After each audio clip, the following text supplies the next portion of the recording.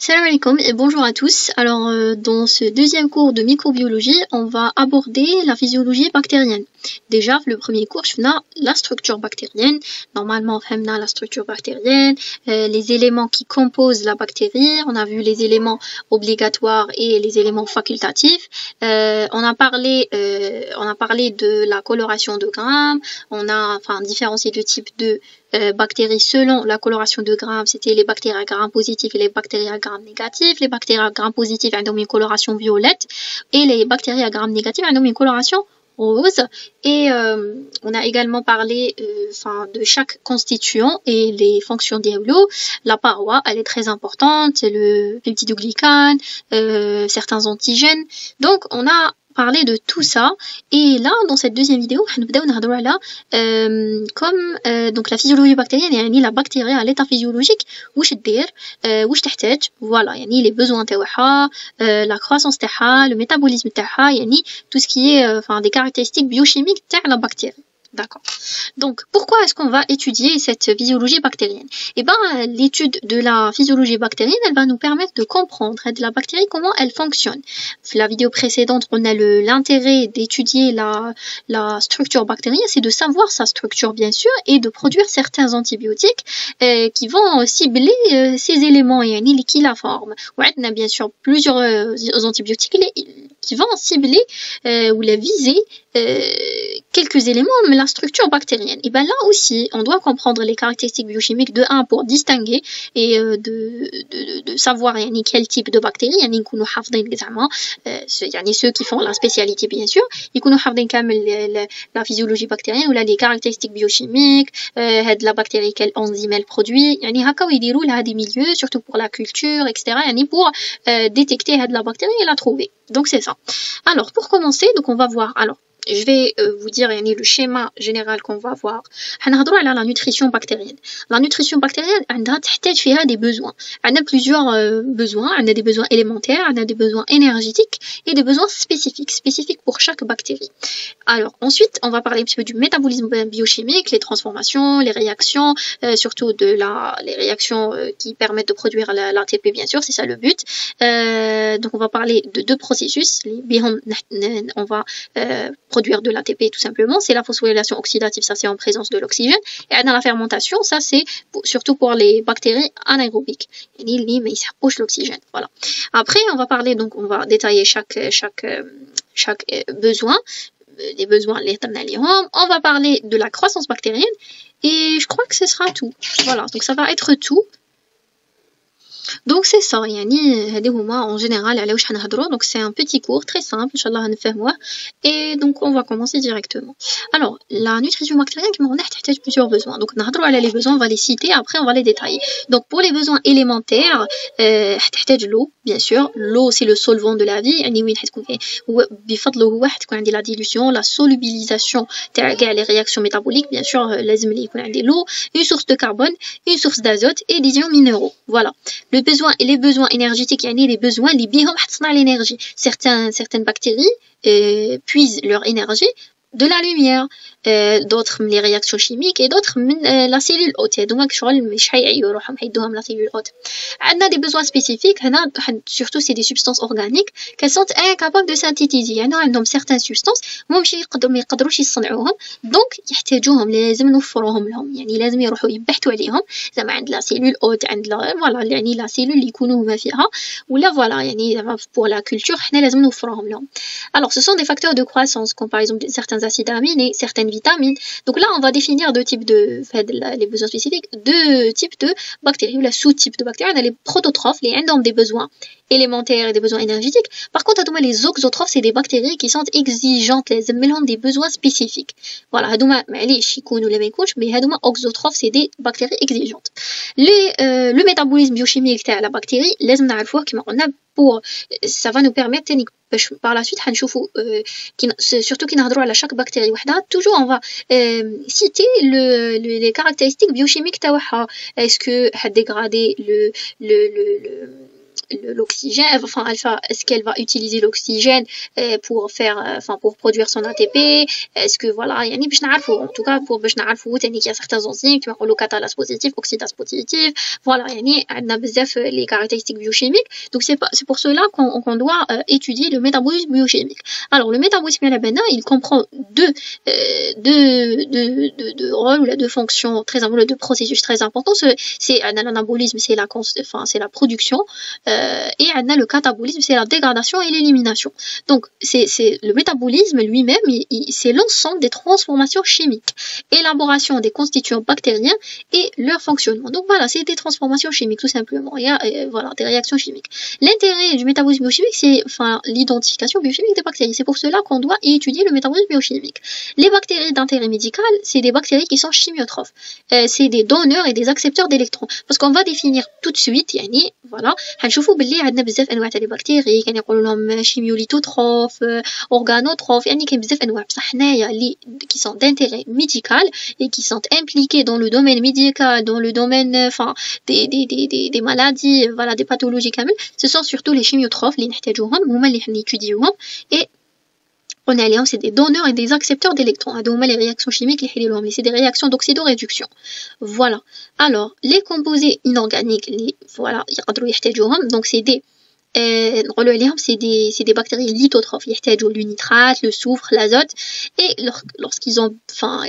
lorsque les besoins des composés organiques, on a des organotrophes. C'est là, les composés ils ont des composés organiques, des organotrophes.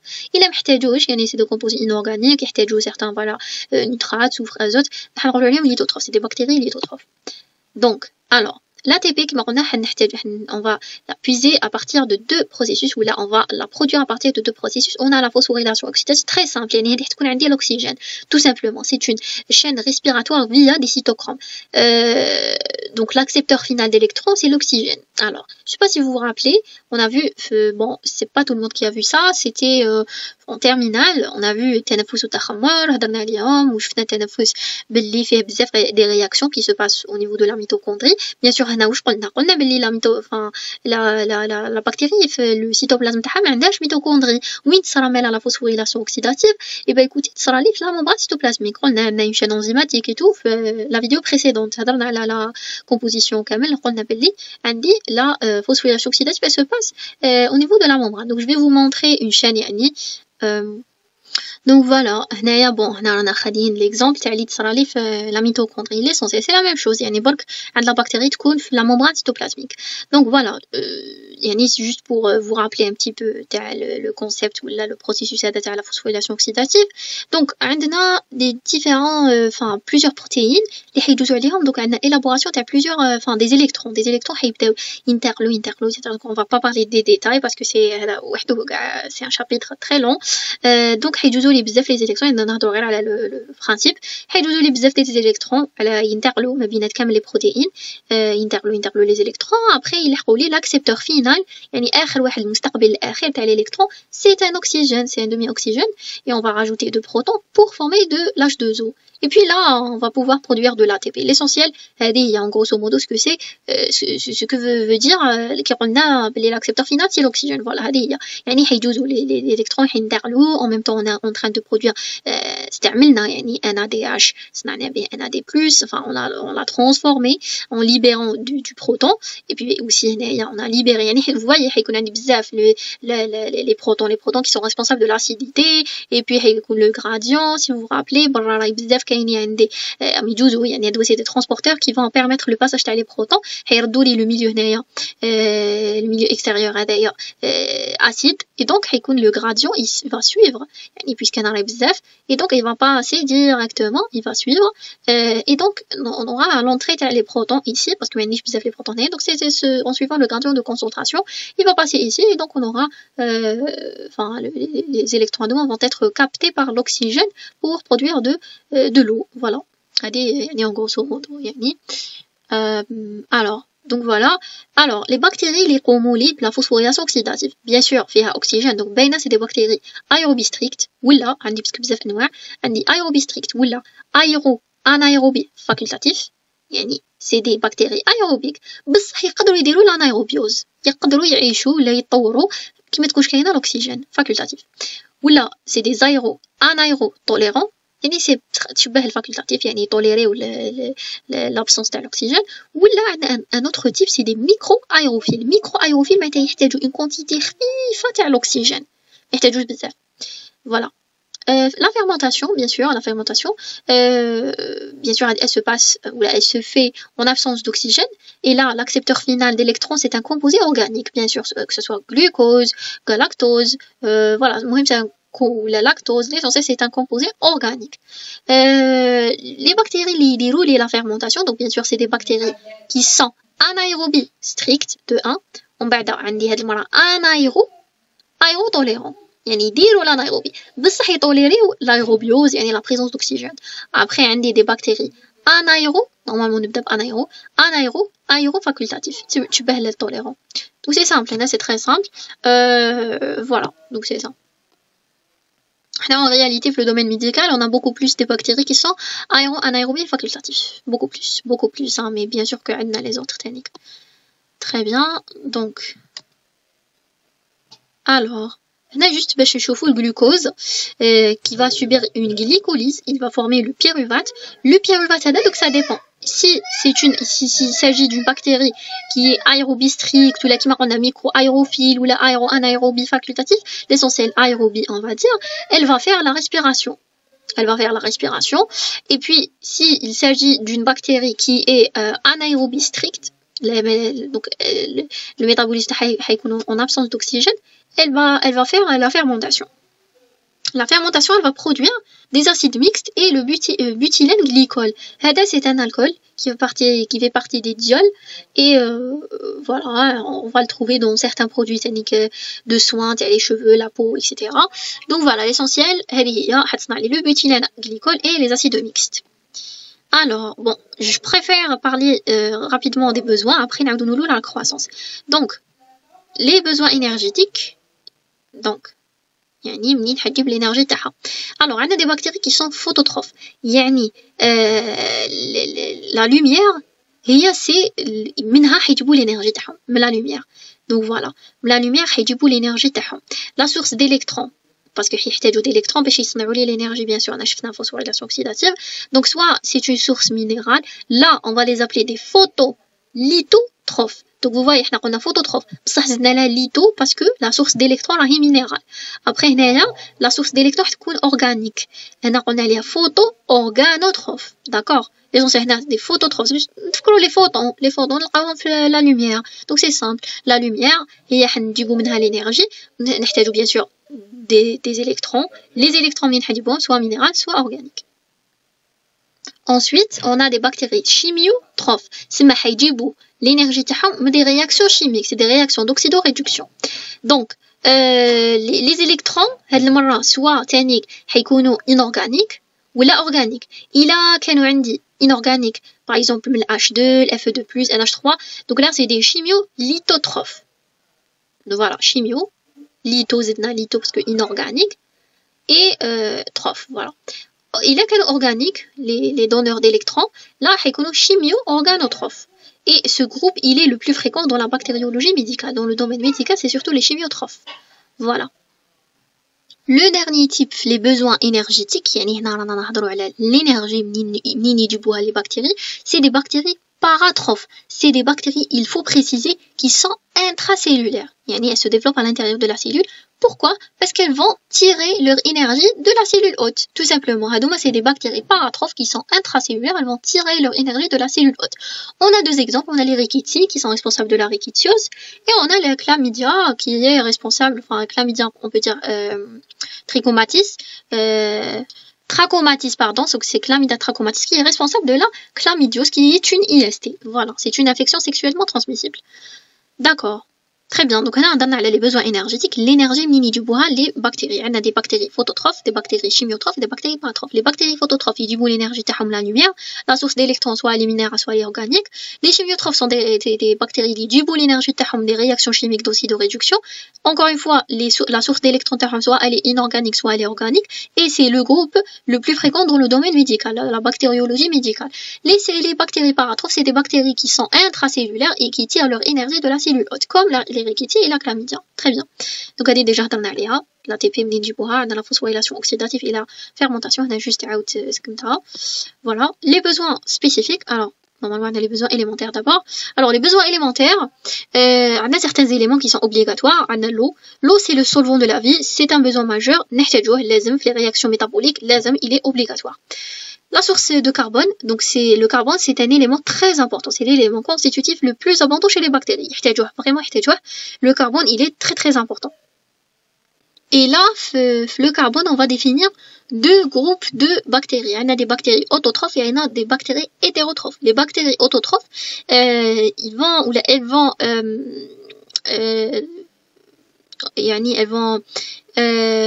ramener, on va dire, le carbone, mais CO2. Voilà, mais CO2, le gaz. Les bactéries hétérotrophes, elles vont ramener leur carbone, mais des composés organiques, qui met le glucose. Voilà. Bactéries autotrophes, bactéries hétérotrophes. Autotrophes, ils disent le CO2. Les hétérotrophes, ils disent le carbone, mais des composés organiques qui met le glucose. Une source d'azote, donc 10%, bien sûr, l'azote, il est impliqué dans la synthèse des protéines. Donc, 10% du poids sec de la bactérie fait l'azote. Voilà. On a plusieurs formes, soit c'est de l'azote moléculaire, ou la inorganique, ou la organique. Voilà. L'essentiel, il y a une source d'azote. Après, on a les ions minéraux, donc voilà, on a le phosphate, sulfate, une quantité très importante.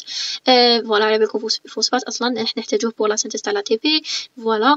Certains oligo-éléments qui sont indispensables. On a l'Mn de plus, Fe de plus, CO de plus, surtout pour le fonctionnement des enzymes.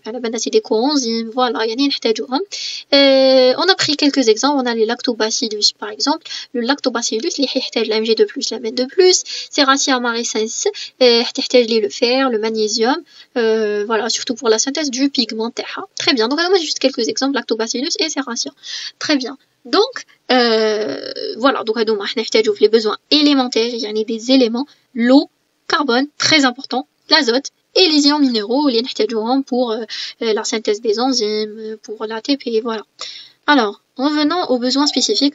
Donc, c'est des besoins, surtout pour la croissance. Donc, c'est des facteurs de croissance. C'est des éléments qui sont importants, spécifiques, surtout pour les auxotrophes qui sont des bactéries exigeantes. Alors, certaines bactéries exigent certains éléments qui sont des éléments spécifiques pour leur croissance. C'est une bactérie qui لازم لها l'élément, alors que d'autres bactéries ما يحتاجوهش. بصح هي spécifique لازم لها علاش parce qu'elle va synthétiser حاجة spécifique تاعها, enzyme spécifique, je sais pas, un pigment كيما شفنا. Donc, on a des acides aminés, des bases pyrimidiques, des bases puriques, des vitamines. Alors, plusieurs éléments. C'est juste des exemples. On a donc là, on va définir deux types de bactéries ici. Donc, on a des bactéries autotrophes, ou des besoins élémentaires. C'est bon. Par contre, les auxotrophes, ils pour les besoins élémentaires ou énergétiques, des besoins spécifiques qui sont plus exigeantes. Et voilà, et exigent en plus des facteurs de croissance. Très bien. Les facteurs physico-chimiques, c'est très important de connaître les caractéristiques physico-chimiques des bactéries. Donc la température, on va définir plusieurs types de bactéries. On a des bactéries qui sont cryophiles. C'est des bactéries qui aiment la température qui est au-dessous de 0, en infra température, tout simplement. On a l'exemple, par exemple, de la listeria, qui est l'agent pathogène de la listériose. C'est une infection due à cette bactérie listeria, où on surtout les crudités, les aliments crus, voilà, et certains produits laitiers, certaines charcuteries, voilà. Donc, elle peut survivre normal au réfrigérateur. Même si on la met dans le réfrigérateur, elle va garder ses réactions, etc. On a des bactéries mésophiles, c'est les plus fréquentes, voilà, sont les plus pathogènes. Donc elles se développent autour de 20-40 degrés Celsius. On a des psychrophiles et qui se développent autour de 0 degrés Celsius. Et on a des thermophiles, à température thermale très élevée, à sont très rares. Le pH, alors les bactéries, la plupart des bactéries, ils ont un pH neutre ou bien légèrement alcalin, entre 7 et 7,5, d'accord. On a donc pour l'oxygène, alors là on va définir plusieurs types de bactéries. On a des bactéries aérobies strictes, c'est clair, ils ont l'oxygène strictement.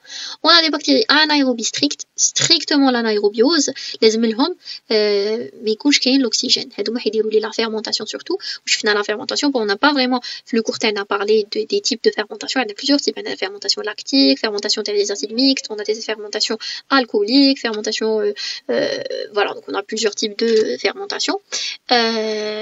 Alors voilà, donc c'est des bactéries, même surtout la culture تاعهم elle est très compliquée la culture تاعهم parce que لازم نغطيوها ما لازمش يدخل لي كاع l'oxygène, يعني même si نجيو نفتحوها. Donc c'est pour ça que c'est un peu compliqué la culture تاع les bactéries anaérobies strictes, يعني parce que ما لازمش كاع يدخل l'oxygène, هذه tout simplement ما لازمش كاع يدخل لي l'oxygène داخل. Mais bon, mais sont rares, c'est un peu rare les anaérobies. aérobie tolérant, يعني يحتاجوا l'anaérobie بصح يقدروا يطوليريو la présence d'oxygène. Voilà, ils préfèrent l'anaérobiose. On a l'exemple du streptocoque. Anaérobie facultatif. Donc là, c'est يحبوا l'aérobie avec ou sans oxygène. Avec ou sans oxygène, يعني يكون كاين l'oxygène. C'est bien, mais كوش كاين, c'est la même chose. Elle peut se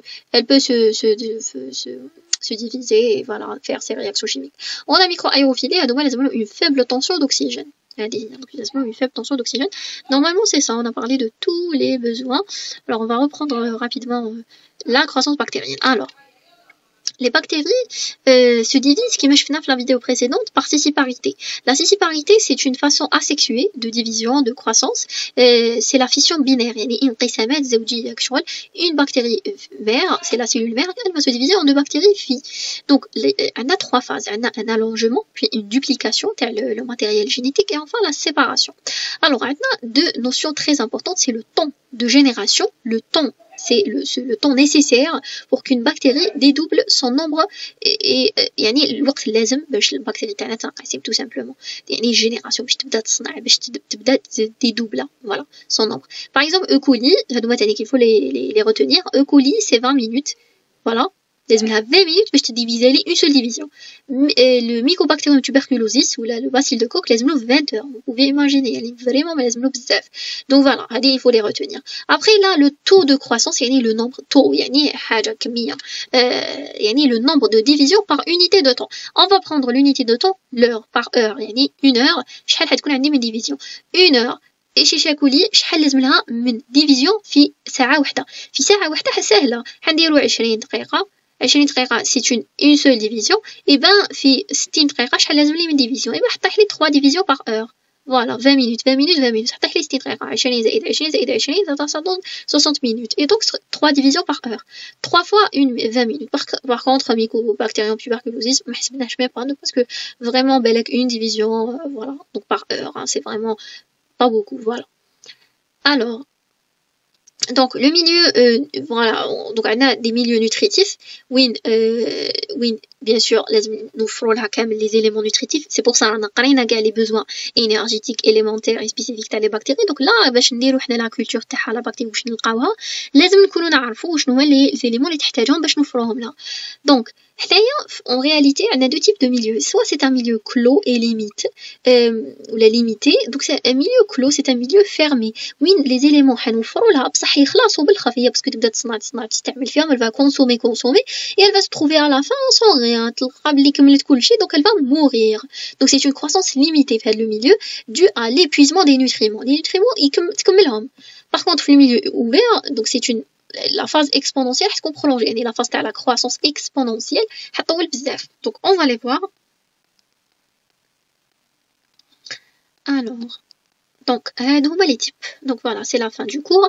donc dans un milieu non renouvelé, là il faut préciser هادوما لازم نعرفوا يعني en cas يكونوا في QCM ولا c'est un milieu non renouvelé, c'est un milieu clos, espace clos ولا espace fermé ولا limité, يعني درنا لها certains éléments nutriments اللي تحتاجهم بصح غلقنا عليها. donc bien sûr elle va consommer وتكمل كلشي, donc elle va pas trouver d'autres éléments, donc il y aura l'épuisement تاع les éléments et donc elle va mourir. donc شوفوا الديفلوبمون تاعها, vous voyez هنايا la courbe.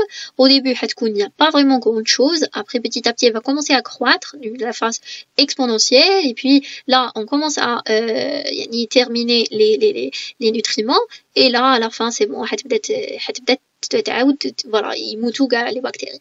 Donc la première phase c'est la phase de latence, on peut le lire. Donc là il y aura l'adaptation, il y a rien, vous voyez c'est une latence, c'est une quiescence, il y a rien qui se passe, pas de multiplication. Adaptation dans le milieu de culture, elle commence à s'adapter, تبدا تشوف وي هذا le milieu يوالم ما يوالمش. Mise en route aussi des systèmes enzymatiques, يعني تبدا تصنع les enzymes parce que les enzymes تحتاجهم في les réactions métaboliques تاعها. Ensuite on a la phase d'accélération, c'est une phase bon, c'est vrai moi je تبان هنا accélération mais il y a une certaine هكا شويه تجي طالعه شويه برك. C'est alors là le temps de génération يعني قلنا الوقت باش تدوبلا le nombre تاعها il va se raccourcir ينقص pour atteindre la valeur caractéristique de l'espèce étudiée. Ensuite on a la phase يعني le temps de génération هنايا حينقص لي باش تلحق l'espèce pour atteindre la valeur caractéristique باش تلحق la valeur caractéristique كيما شفنا E. coli par exemple لازم لها 20 minutes pour une seule division. Voilà. Ensuite, on a la phase de croissance exponentielle. C'est simple, c'est très simple. On a vu les slides d'une façon exponentielle. La courbe تاعنا. Alors, le taux de croissance, le taux, يعني الكمية تاع la croissance, تلحق la valeur maximale تاعها. Vous voyez, elle croît d'une façon excessive, importante. Donc, on a des doublements de la population à des intervalles de temps réguliers. On a toutes les 20 minutes pour E. coli. يعني d'une façon régulière, ماشي n'importe comment. Voilà. يعني 20 minutes نشوفوا بلي جاتني كمية. بعدها نزيدو نشوفوا 20 minutes موراها تجيني كميه واحده اخرى 20 minutes وحده موراها نزيدو نشوفوا بلي لو نومبر راه زاد يعني ما بيناتها باغ اكزومبل 30 minutes مش حنلقى بلي زاد وي نلقاو بلي زاد بصح ما نلقاش زعما 20 minutes الاولانيه جا طلعوا لي 10 ومن بعد في 30 هذيك ما نلقاهمش 10 وحده اخرين نو راهي ديجا لا مواتي مازال ما لحقتليش 20 minutes لازم لي 40 باش نلقى 20 وفاي 40 دقيقه يعني في شك 20 عندي زعما 10 اوكولي ينزادوا تسمى 20 دقيقة 10 أوكولي 20 دقيقة أخرى يعني 40 أونتو هيكونوا عندي 20 أوكولي. مهم هذا إكزامبل هكا شوية ميفهمش مي ليسونسيال il faut savoir بلي أوكولي toutes les 20 minutes وهذا c'est la phase de croissance exponentielle. Après on a le ralentissement, donc là le taux de croissance الكمية تاع la croissance حتتناقص بصح le temps de génération حيزيد هنا. Elle se fait de façon progressive. Donc déjà نقولوا il y a un ralentissement. Le taux يعني الكمية راهي تقل بصح le temps de génération راهو يطول par exemple E. coli normalement 20 minutes بصح ما راح تولي تطول حتولي بالك تاخد je sais pas 40 دقيقة باش تصنع لي الكمية اللازمة اللي نورمالمون ما تصنعها في 20 دقيقة. vous imaginez زعما حنا كيما قلنا بلي 20 minutes نورمالمون تصنع لي 10 بكتيريات بصح هنايا حتولي لي في 40 دقيقة باش تصنع لي 10 بكتيريات من E. coli. C'est pour ça le taux de croissance قل. donc ياك شغل une علاقة عكسية. taux de croissance قل الكميه الانتاجيه تاعها مراهيش بزاف ولو طون زاد يعني تاخذ بزاف وقت باش تصنع باسكو لي نوتريمون راهم يقلوا فواي يعني متعاكسه.